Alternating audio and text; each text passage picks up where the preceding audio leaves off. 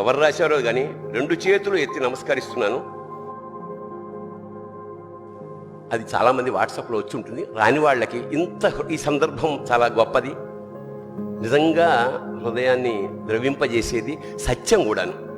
నాన్న ఎందుకో వెనకబడ్డాడు, అది శీర్షిక. అమ్మ 9 నెలలు మోస్తే నాన్న 25 ఏళ్ళు. 2 సమానమే అయినా నాన్న ఎందుకో వెనకబడ్డాడు. ఇంట్లో జీతం తీసుకోకుండా అమ్మ, తన జీతం అంతా ఇంటికే ఖర్చు పెడుతూ నాన్న, ఇద్దరి శ్రమ సమానమే అయినా అమ్మ కంటే నాన్న ఎందుకో వెనకబడ్డాడు. ఏది కావాలి అంటే అది వడ్డీ పెడుతూ అమ్మ, ఏది కావాలంటే అది కొనిపెడుతూ నాన్న. ఇద్దరి ప్రేమ సమానమే అయినా అమ్మకొచ్చిన పేరు ముందు నాన్న ఎందుకో బాగా వెనకబడ్డాడు. ఫోన్లోనూ అమ్మ పేరే, దెబ్బ తగిలినప్పుడు అమ్మ అని పిలవడే, అవసరం వచ్చినప్పుడు తప్ప మిగతా అప్పుడు గుర్తురానందుకు నాన్న ఎప్పుడైనా బాధపడ్డా ఏమో. ఇద్దరూ సమానమే అయినా పిల్లల ప్రేమను పొందడంలో తరతరాలుగా నాన్న ఎందుకో వెనకబడ్డాడు.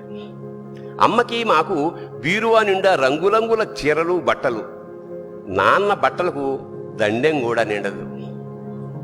తనని తాను పట్టించుకోవడం రాని నాన్న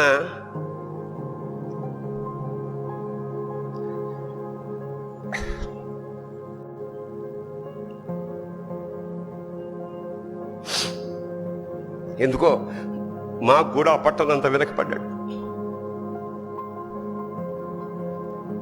అమ్మకి అన్నో కొన్నో బంగారు నగలు, నాన్నకి బంగారం అంచున్న పట్టు పంచి ఒకటే. కుటుంబం కోసం ఎంత చేసినా తగిన గుర్తింపు తెచ్చుకోవడంలో నాన్న ఎందుకో పాపం బాగా వెనకబడ్డాడు. పిల్లల ఫీజులు ఖర్చులు ఉన్నాయి ఎప్పుడప్పుడు. ఈసారి పండక్కి చీర కొనొద్దంది అమ్మ. ఇష్టమైన కూర అని చెప్పి పిల్లలు మొత్తం తినేస్తే ఆ పూటకి పచ్చడి మెతుకులతోనే ఇష్టంగా తినే నాన్న, ఇద్దరి ప్రేమ ఒకటే అయినా మా అమ్మ కంటే నాన్న చాలా వెనకబడ్డాడు.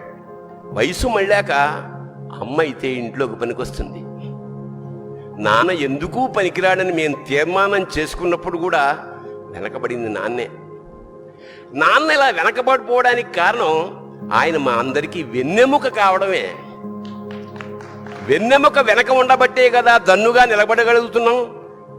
ఇదేనేమో నాన్న వెనకబడిపోవడానికి కారణం. శివోహం.